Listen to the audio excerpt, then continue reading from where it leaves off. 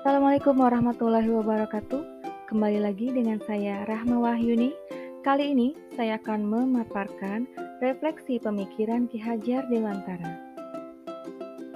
Seperti yang kita ketahui bahwa Ki Hajar Dewantara memiliki semboyan Ingarso Sung Tulodo, Ing Madyo Mangunkarso Tutwuri Handayani, di mana seorang guru harus bisa menjadi teladan untuk siswanya, harus bisa memberikan semangat dan dukungan kepada siswanya. Intisari pemikiran Ki Hajar Dewantara mengungkapkan bahwa pengajaran adalah bagian dari pendidikan, di mana pengajaran ini memberikan ilmu atau faedah untuk kecakapan hidup anak secara lahir dan batin.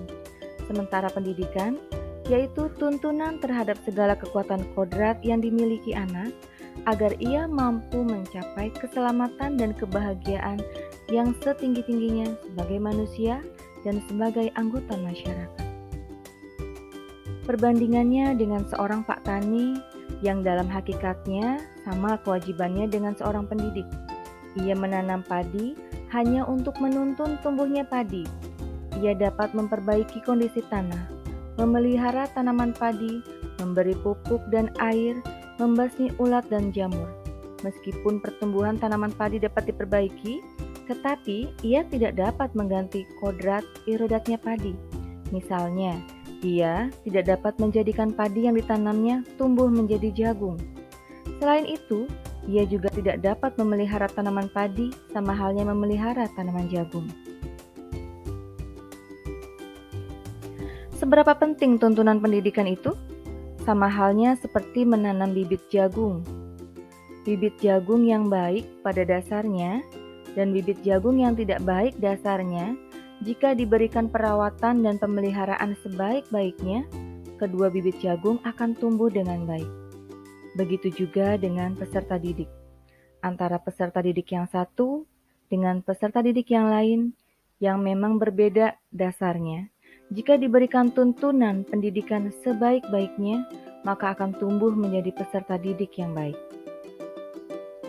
Demikianlah pendidikan juga, walaupun hanya dapat menuntun, akan tetapi faedahnya bagi hidup tumbuhnya peserta didik sangatlah besar. Lalu bagaimana agar pembelajaran di lingkungan kita mencerminkan pemikiran Ki Hajar Dewantara? Kita perlu memandang setiap peserta didik hidup dan tumbuh menurut kodratnya sendiri.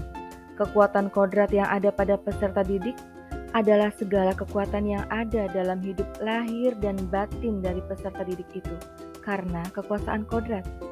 Dan pendidikan hanya suatu tuntunan di dalam hidup tumbuhnya peserta didik kita.